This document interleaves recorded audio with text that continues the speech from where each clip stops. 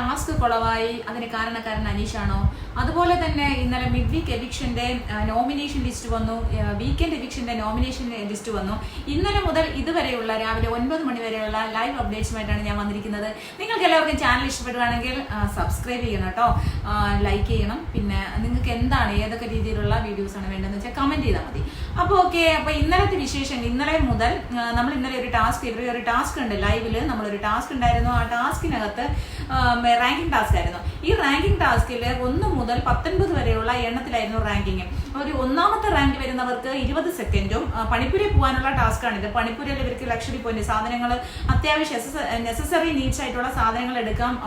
ഭക്ഷണം, ഇപ്പൊ ഇവർക്ക് ഭക്ഷണത്തിന് നല്ല ക്ഷാമം, അപ്പൊ ഭക്ഷണം എടുക്കാം, അങ്ങനെയുള്ളൊരു കാര്യമാണ്. അപ്പോൾ ഒന്നാമത്തെ റാങ്കുള്ളവർക്ക് 20 സെക്കൻഡ്, രണ്ടാമത്തെ റാങ്കുള്ളവർക്ക് 15 സെക്കൻഡും, അതുപോലെ ബാക്കിയുള്ള 19 വരെയുള്ളവർക്ക് 10 സെക്കൻഡ് ടൈമാണ് കിട്ടുന്നത്. 1 മണിക്കൂറിനുള്ളിൽ ഇവർ ഡിസൈഡ് ചെയ്യണം. ഈ ഡിസിഷൻ എന്ന് പറയുന്നത് ഏകകണ്ഠമായിരിക്കണം, എല്ലാവരും ഒരേ അഭിപ്രായമായിരിക്കണം. എന്തായാലും 18 പേര് ഒരേ അഭിപ്രായമായിരുന്നു. ഒരാള് എന്തായാലും വേറിട്ട ഒരു അഭിപ്രായം. ആരായിരിക്കുന്നത് നിങ്ങൾക്ക് കൃത്യമായിട്ട് മനസ്സിലായി കാണുമല്ലോ. മറ്റാരുമല്ല, നമ്മുടെ മുള്ളൻ പന്നി ചൊറിയൻ അനീഷാണ്. ചൊറിയൻ അനീഷ് അതിൽ കണ്ടന്റ് കൊടുക്കാനായിട്ട് അനീഷ് മാത്രമേ ഉള്ളൂ. അനീഷിനെ ഡിപ്പെൻഡ് ചെയ്താണ് ഇപ്പോൾ ഓരോ ആൾക്കാരും പോകുന്നത്. കണ്ടന്റ് ഏതെങ്കിലും രീതിയിൽ മറ്റുള്ളവർക്ക് കണ്ടന്റ് ഇടാൻ ഒരു കണ്ടന്റും ഇല്ല. അനീഷ് കൊടുക്കുന്ന കണ്ടന്റിനെ പിടിച്ചിട്ടാണ് അവർക്ക് കളിക്കാൻ പറ്റുന്നത്. അതുകൊണ്ട് തന്നെ കിങ് മേക്കർ എന്ന് തന്നെ ഇപ്പൊ ഇതുവരെയുള്ള സന്ദർഭത്തിൽ അനീഷ് തന്നെയാണ് ബിഗ് ബോസ് ഹൗസിലെ കിങ് മേക്കർ. അപ്പൊ അതെന്തായിക്കട്ടെ, എന്തായാലും അനീഷ് എതിർത്തു. യഥാർത്ഥത്തിൽ പറഞ്ഞാൽ ഇവര് ആർഗ്യൂ ചെയ്ത് ഒരാള് ആവണം എന്നുള്ളതാണ്. പക്ഷെ അനീഷ് കട്ടൻ ത്രോ എടുത്ത് എനിക്ക് 1ാം സ്ഥാനം വേണമെന്ന് പറഞ്ഞു ഒരു സ്ഥലത്ത് ഒരു സ്റ്റൂള് പോലൊരു സാധനം കൊണ്ടിട്ട് അവിടെ ഇരുന്നു. അങ്ങനെ ലാസ്റ്റ് എല്ലാവരും എതിർത്തു. ലാസ്റ്റ് അവര് ആര്യനെയും പിന്നെ ശരത്തിനെയും ഒക്കെ 1ാം സ്ഥാനം ആക്കാനായിട്ട് ശ്രമിച്ചു, നിവിനെയൊക്കെ. പക്ഷെ ഇവൻ കട്ടൻ ത്രോ ആയിട്ട് നിൽക്കുന്നത് കാരണം തന്നെ ആർക്കൊന്നും ചെയ്യാൻ പറ്റിയില്ല. ലാസ്റ്റ് അവർ 18 പേരോട് തീരുമാനിച്ചിട്ട് പറഞ്ഞു, ഞങ്ങള് തീരുമാനിച്ചു അനീഷിന് 18ാം സ്ഥാനം കൊടുക്കാന്ന് പറഞ്ഞിട്ട്. അപ്പൊ ബിഗ് ബോസ് പറഞ്ഞു ഏകകണ്ഠമായിരിക്കണം, നിങ്ങൾ പറയുന്നത് ഏകകണ്ഠമായിരിക്കണം. വീണ്ടും ഷാനവാസ് പെട്ട്. ലാസ്റ്റ് ഷാനവാസ് തന്നെ എല്ലാവരുടെയും കുറച്ച് പേരുടെയൊക്കെ പിന്തുണ തേടിയിട്ട് പറഞ്ഞു അനീഷിന് 1ാം സ്ഥാനം കൊടുക്കാം. ബാഡ്ജ് പോയിട്ട് ഷോറൂമിൽ പോയി എടുത്തുകൊണ്ട് വന്ന് അനീഷിന്റെ കഴുത്തിലേക്ക് 1ാം സ്ഥാനത്തിന്റെ ബാഡ്ജ് എടുത്തിട്ടു. ഞാൻ ആ വീഡിയോ ക്ലിപ്പ് എടുത്ത് വെച്ചിട്ടുണ്ട്. അപ്പോ പിന്നെ 1ാം സ്ഥാനത്തിന്റെ ബാഡ്ജ് എടുത്തിട്ട് കുറച്ചങ്ങോട്ട് കഴിഞ്ഞപ്പോഴത്തേക്ക് ശരത്തും അതുപോലെ തന്നെ നമ്മുടെ ഒനിയലും എല്ലാം അങ്ങ് തിരിഞ്ഞിട്ട് ശരത്ത് ഓടി വന്ന് അനീഷിന്റെ കഴുത്തിൽ നിന്ന് അത് വലിച്ചു പൊട്ടിച്ചങ്ങെടുത്തു. അങ്ങനെ വീണ്ടും അത് പ്രശ്നമായി, അങ്ങോട്ടും ഇങ്ങോട്ടും സംസാരം കാര്യങ്ങൾ. എന്തായാലും ആ ടാസ്ക് അവസാനം 1 മണിക്കൂർ കഴിഞ്ഞ് ടാസ്ക് കുളവായി, ടാസ്ക് ഫെയിലറായി എന്ന് ബിഗ് ബോസ് അനൗൺസ് ചെയ്തു. അപ്പൊ അങ്ങനെ ആ ഒരു പോയിന്റും കിട്ടിയില്ല, ആർക്കും ഒരു സാധനവും കിട്ടിയില്ല, ഭക്ഷണം കിട്ടിയില്ല. ചില ആൾക്കാർക്കെല്ലാം സന്തോഷമായി, ചില ആൾക്കാരെല്ലാം അതിനെ എഗൻസ്റ്റ് ചെയ്തു. പക്ഷെ അപ്പോഴവരെ എഗൻസ്റ്റ് ചെയ്യണമായിരുന്നു. ശാരിക, അനുമോള്, ഇവരൊക്കെ എന്തിനാണ് ഒരാൾ പോയെങ്കിൽ എന്താണ്. അപ്പൊ ഇവര് വിചാരിക്കുന്നതെന്ന് പറഞ്ഞാൽ അനീഷ് പോയി കഴിഞ്ഞാൽ അനീഷ് ഒന്നും എടുക്കത്തില്ലെന്ന്. പക്ഷെ അനീഷ് എല്ലാം എടുക്കാന്ന് അനീഷ് പറയുന്നുണ്ടായിരുന്നു. ഇവരത് അംഗീകരിച്ചാൽ മതിയായിരുന്നു. അനീഷ് 1ാം സ്ഥാനത്ത് പോയാലെന്താണ്. ഇപ്പൊ ഇവരുടെ പ്രശ്നം തന്നെ 1ാം സ്ഥാനത്ത് പോയി കഴിഞ്ഞാൽ ഈ വീക്കിലെ വീക്കെൻഡ് എവിക്ഷനകത്ത് വരത്തില്ല. അപ്പം ജനങ്ങളുടെ ഇടയിലേക്ക് നോമിനേഷൻ തന്നെ കഴിഞ്ഞ ആഴ്ച അനീഷ് പോകേണ്ടതായിരുന്നു എന്നാണ് ഇവരുടെ അഭിപ്രായം. കാരണം ഇവര് വിചാരിക്കുന്നത് പ്രേക്ഷകർക്ക് ഇവര് പിന്നെ അനീഷിനെ ഇഷ്ടമല്ല, അപ്പൊ പ്രേക്ഷകരുടെ മുന്നിലേക്ക് ഇട്ടുകൊടുക്കണം. അപ്പൊ അനീഷ് അങ്ങനെ എവിക്ഷനിൽ വരത്തില്ല, നോമിനേഷൻ ഫ്രീ ആയിരിക്കും എന്നുള്ളത് കൊണ്ടാണ് അവർ ആ 1ാം സ്ഥാനം കൊടുക്കാൻ മടിച്ചത് എന്നുള്ളത് ഒനിയിൽ പിന്നെ പറയുന്നുണ്ട്. അപ്പൊ അതായിരുന്നു ഇന്നലത്തെ ആ ടാസ്ക് ഫെയിലറായി. അങ്ങനെ അത് കഴിഞ്ഞതിന് ശേഷം മിഡ് വീക്ക് എവിക്ഷൻ വന്നു. മിഡ് വീക്ക് എവിക്ഷന്റെ നോമിനേഷൻ 6 പേരാണ്. അത് ജനങ്ങളുടെ വോട്ടിന്റെ അടിസ്ഥാനം, നമ്മുടെ പ്രേക്ഷകരുടെ വോട്ടിന്റെ അടിസ്ഥാനത്തിലല്ല, ടാസ്കിനെ ബേസ് ചെയ്ത് അവിടെ ടാസ്കിന്റെ പെർഫോമൻസ് അനുസരിച്ച് പിന്നെ എവിക്ഷൻ ആവുകയാണ്. 2 പേരാണ് മിഡ് വീക്ക് എവിക്ഷനിലേക്ക് പോകുന്നത്. 2 പേരാണ് ഈ പ്രാവശ്യം മിഡ് വീക്കിൽ എവിക്ഷൻ ആവുന്നത്. അത് പിന്നെ ചൊവ്വാഴ്ച മുതൽ വ്യാഴാഴ്ച വരെയുള്ള ഏതെങ്കിലും ഒരു ദിവസത്തിലായിരിക്കും എവിക്ഷൻ നടക്കുക. അതും പ്രത്യേകമായിട്ട് ബിഗ് ബോസ് പറഞ്ഞു. എന്തായാലും സെലക്ട് ചെയ്തിട്ട് 6 പേരെയാണ് സെലക്ട് ചെയ്തത് കേട്ടോ. അപ്പൊ ഞാനത് എടുത്തിട്ടുണ്ട്. ഞാനത് 6 പേരാണ്. Aneesh 15 വോട്ടുമായിട്ട് Aneesh, Sarika PG 10, Renu 12, ഒനിയൽ 11, Reena 9, Sarika KB 8.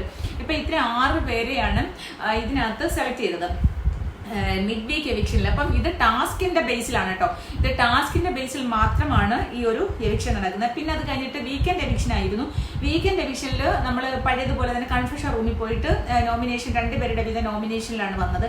അതിൽ വന്നിരിക്കുന്നത് നമ്മുടെ ബിൻസി വന്നിട്ടുണ്ട്. ആര്യൻ ആദ്യമായി ഏറ്റവും കൂടുതൽ വോട്ട് നേടിയത് ശൈത്യയാണ്. ശൈത്യക്ക് 6 വോട്ടാണ് കിട്ടിയത്. ശരത്തിന് 5 vote, നെവിന് 4 vote, Gizele 4, Binny 4, Anumol 4. അപ്പൊ ആദില നൂറ 3 വോട്ട്, ആര്യൻ 3, ബിൻസി. അപ്പം ശൈത്യ, ശരത്ത്, നെവിൻ, ജിസേൽ, ബിന്നി, അനുമോള്, ആദില നൂറ, ആര്യൻ, ബിൻസി. ഇവർ ഇത്രയും പേരും നമ്മുടെ വീക്കെൻഡ് എവിക്ഷനിൽ വന്നിരിക്കുകയാണ് പ്രേക്ഷകരുടെ വോട്ടിന് വേണ്ടിയിട്ട്. അതിനകത്ത് വരാത്തത് അഭിലാഷ് മാത്രമാണ്. അപ്പോൾ മിഡ് വീക്ക് എവിക്ഷനിൽ ഉള്ളതെന്ന് പറഞ്ഞു കഴിഞ്ഞാൽ മിഡ് വീക്ക് എവിക്ഷനിൽ നമ്മുടെ അനീഷ് കലാഭവൻ സരിക, രേണു, ഒനിയൽ, റീന, ഷാരിക ഇൻഫ്ലുവൻസർ ഷാരിക KB. ഇത്രയും 6 പേരാണ് മിഡ് വീക്ക് എവിക്ഷൻ വരുന്നത്. ഇവർക്ക് വരുന്ന 2 പേര് ഔട്ടാവും ഉറപ്പാണ്. അപ്പൊ ഇത്രയാണ് എവിക്ഷന്റെ കാര്യങ്ങൾ വന്ന്.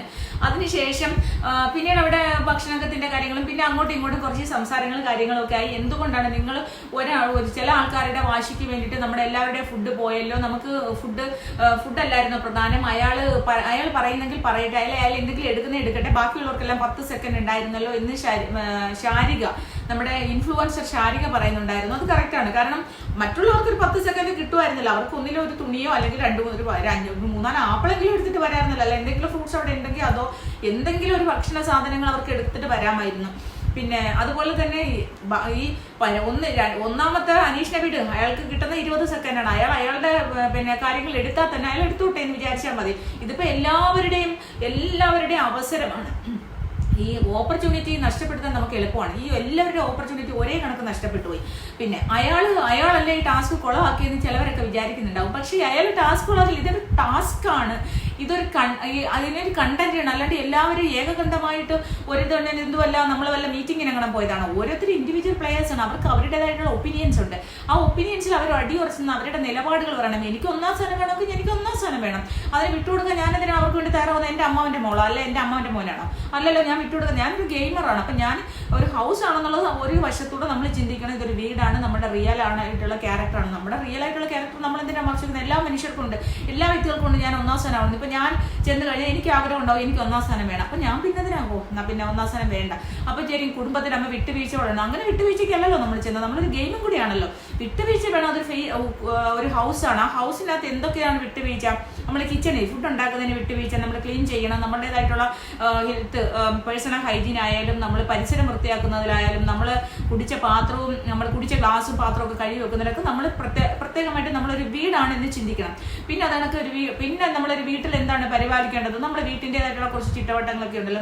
നമ്മുടെ വീട്ടിൽ എങ്ങനെയാണ് നമ്മൾ എന്നാ ചോദിക്കുക അവിടെ വഴക്കിടുന്നത്? നമ്മൾ നമ്മുടെ അമ്മമാരോട് വഴക്കിടും, അച്ഛന്മാരോട് വഴക്കും, ഭഗിട്ടേനോട് വഴക്കിടും, മക്കളോടായാലും വഴക്ക് പറയും. ഇതൊക്കെ സ്വാഭാവികമായിട്ട് നടക്കുന്നതാണ്. അപ്പൊ അതിന്റെ ഒരു ചട്ടക്കൂടിൽ നിന്നുകൊണ്ട് ചെയ്യാൻ പറ്റുന്ന പരമാവധി കാര്യങ്ങളാണ്. കണ്ടന്റുകൾ കൊടുക്കണം. അങ്ങനെ പ്രേക്ഷകർക്ക് അതൊക്കെ ഇഷ്ടപ്പെടണം. നമ്മുടെ ഡെയിലി ലൈഫ് കാണാൻ ഇപ്പൊ യൂട്യൂബിൽ തന്നെ ഡെയിലി ലൈഫ് കാണാൻ എത്ര ആൾക്കാർ ഓരോരുത്തരുടെ daily life, day in my life എന്നൊക്കെ പറഞ്ഞിട്ടിടുമ്പോൾ എല്ലാവരും കാണാനിരിക്കുന്നു. ഒരു ദിവസം അവർ എന്തൊക്കെ ചെയ്ത് രാവിലെ എഴുന്നേൽക്കുന്നു, ചായ കുടിക്കുന്നു, ബാത്റൂമിൽ പോകണം, പിന്നെ അതിനൊക്കെ കിച്ചണിൽ കയറുന്നു, ഫുഡ് ഉണ്ടാക്കുന്നു, ഫുഡ് കഴിക്കുന്നു, കിടക്കുന്നവരെയൊക്കെ എല്ലാ കാര്യങ്ങളും കാണുന്നത്. സെയിം അതുപോലെ തന്നെ നമ്മൾ എന്താണോ റിയൽ, നമ്മളുടെ തൽസ്വരൂപം എന്താണോ അതുപോലെ കാണിക്കുക. പിന്നെ നമ്മളിപ്പം ഇവിടെ വന്നിട്ട് ചിലപ്പം നമ്മൾ ലിഫ്റ്റിക്ക് എഴുതുന്നുണ്ടാവും, ഫേസിൽ ക്രീം ഇടുന്നവർ ക്രീം ഇടുന്നത്. പക്ഷെ ഇപ്പൊ അവിടെ റിയൽ ആണ്, അവരുടെ ഒന്നും ഫേസിൽ ഇടാൻ പാടില്ല. പക്ഷെ ഇടുന്ന ആൾക്കാരുണ്ട്. അനുമോളൊക്കെ ഭയങ്കരമായിട്ട് ഒരുങ്ങിയൊക്കെ തന്നെയാണ് വന്നിരിക്കുന്നത്. ജിസലിന്റെയും നൂറായും ആദിലയും ഉള്ള ബ്യൂട്ടി ടിപ്സും കൂടിയാണ്. എന്നാൽ അവർ ഇത് ഇടാവല്ലോ, അവർക്ക് ഈ മേക്കപ്പ് സാധനങ്ങളെല്ലാം കിട്ടിയതുകൊണ്ട് അവർക്ക് ഇടാവുന്നതുകൊണ്ട് അവരെല്ലാവർക്കും കുറെ അത്യാവശ്യം ആൾക്കാർക്ക് എല്ലാം കൊടുത്തിട്ടുണ്ട്. അത് തേച്ചിട്ടാണ് എല്ലാവരും നിൽക്കുന്നത്. അപ്പൊ അതൊന്നുമല്ല, അതൊക്കെ റൂൾ ബ്രേക്കിംഗ് ആണ്. ഫുള്ള് ബിഗ് ബോസിന്റെ റൂൾ ബ്രേക്കിംഗ് ആണ് അവിടെ നടക്കുന്നത്. ബിഗ് ബോസ് പറഞ്ഞു കഴിഞ്ഞാൽ ഇതിവിടെ ഈ ഒരു സീസൺ ഇവിടെ നിർത്താൻ പോവാണെന്ന് പറഞ്ഞാൽ അത്രമാത്രം 2-ാമത്തെ ആഴ്ച തന്നെ ബിഗ് ബോസിന് അത്രയും ഗതികെട്ട് അങ്ങനെ പറയണമെന്നുണ്ടെങ്കിൽ അവരുടെ ആ റൂൾ ബ്രേക്കിംഗ് നമ്മൾ ഒരുപാട് നമ്മളെ കാണിച്ചിട്ടില്ല. അപ്പൊ ലൈവിനകത്ത് എഡിറ്റ് ചെയ്തിട്ടാണല്ലോ നമ്മളെ കാണിക്കുന്നത്. അപ്പൊ എന്തുമാത്രം റൂൾ ബ്രേക്കിംഗ് ആയിരിക്കും അവിടെ നടക്കുന്നത്? അവിടെ ഫുൾ റൂൾ ബ്രേക്കിംഗ് ആണ്. ഒരു കാര്യം ബിഗ് ബോസ് പറയുന്നത് അവരാരും അനുസരിക്കുന്നില്ല. ഒരു എഴുന്നേറ്റ് വരാൻ പറഞ്ഞാൽ ലിവിംഗ് റൂമിലോട്ട് വരാൻ പറഞ്ഞാൽ അവിടെയും നിന്ന് ഇവിടെയും നിന്ന് അങ്ങനെയൊക്കെയൊന്നും അല്ല. ഒരു ഹൗസിൻ്റെതായിട്ടുള്ള ഒരു എന്നാ ചോദിക്കും, ഹൗസ് ആണെങ്കിൽ പിന്നെ എന്തിനാ ഒരു അധികാരിയാണ്? അതൊരു റിയാലിറ്റി ഷോ ആണ്. നമ്മുടെ റിയാലിറ്റി എന്ന് പറയുമ്പോൾ ജനങ്ങൾ കണ്ടുകൊണ്ടിരിക്കുന്ന കാര്യമാണ്. അപ്പൊ നമ്മൾ ഒരു ബിഗ് ബോസ് എന്ന് പറയുന്ന ആൾ പറയുമ്പോൾ അയാൾ പറയുന്ന അനുസരിച്ച് എല്ലാം നമ്മൾ ഒബേ ചെയ്യണം. അതൊക്കെയാണ്. അപ്പൊ ഇത്രയാണ് ഈ ഒരു 9 മണി വരെയുള്ള ലൈവ് അപ്ഡേറ്റ്സ്. അപ്പൊ നെക്സ്റ്റ് അപ്ഡേറ്റ്